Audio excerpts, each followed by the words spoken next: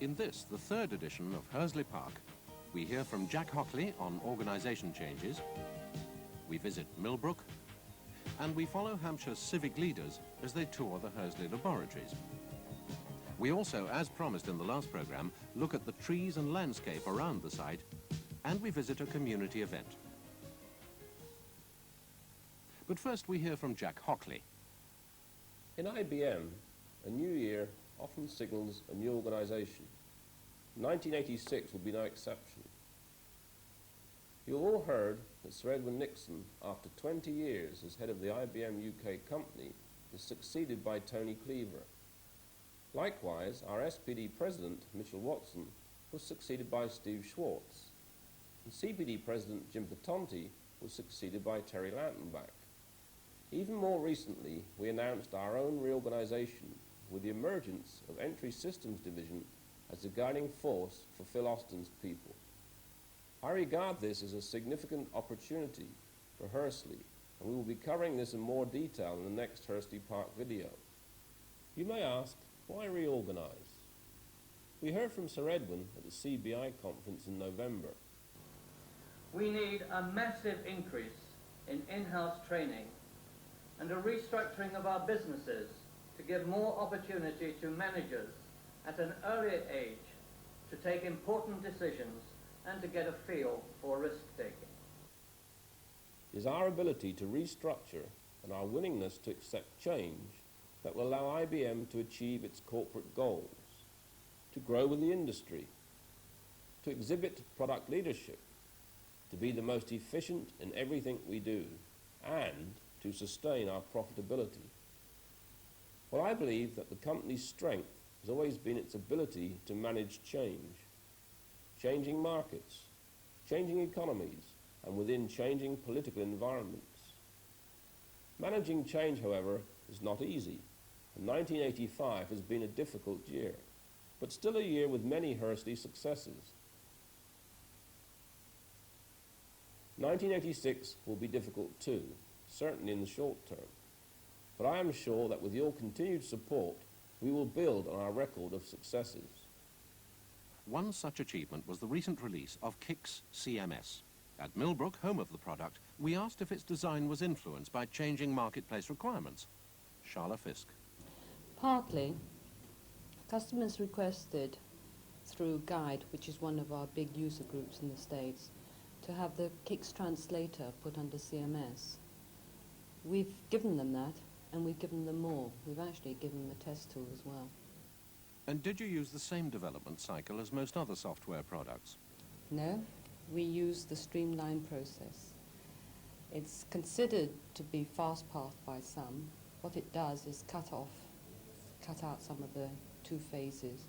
And what we did was at phase 0, we were told that we could go ahead and develop, and we were allowed to get on with the job until phase 3, which is when we announced in September.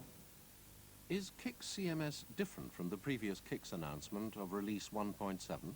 It's not a follow-on product like the others have been. It is actually a brand new product, and it will be the first time that KICS has ever worked natively on VM.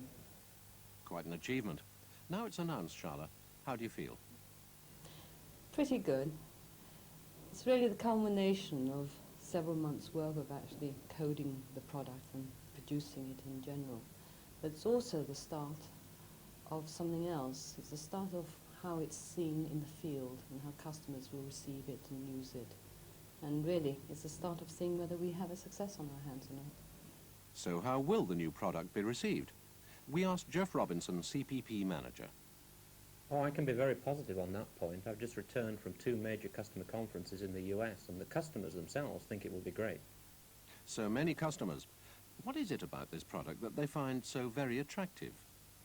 This product addresses 2 problems that our customers face in particular. One is the backlog of new applications that they wish to develop in their establishments. And the second is the complexity that they face in testing new applications while their existing applications are running online. And I think one of the great successes that Charla and her team have pulled off is their ability to recognize those 2 key problems and present their solutions in a way that our customers find very attractive. For another success, we leave Millbrook And at Hursley find the UK DMPC. They had successfully produced a prototype vision inspection system for the spring pad testing for IBM keyboards manufactured at Greenock. Here, each year, over 1 million keyboards with 100 spring pads in each are manufactured. So Hursley's UK DMPC were asked to produce a cost-reduced version of their prototype for each of the keyboard test stations at Greenock.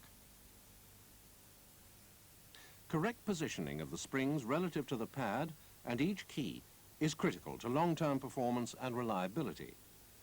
The Hursley team, Pat O'Neill, Maurice Bozier and Graham Caulfield, designed image processing cards, special mechanics and custom software for the new system.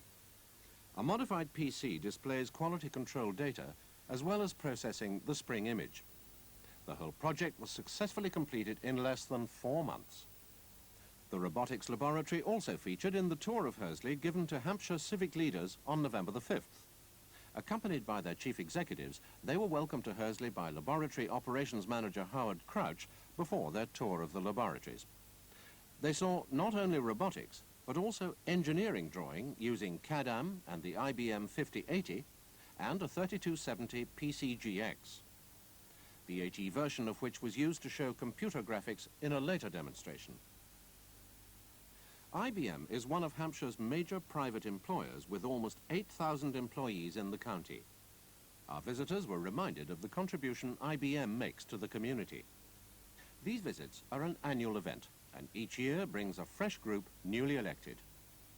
Using the site model, Dave Biddlecombe emphasized our continuing investment in the site.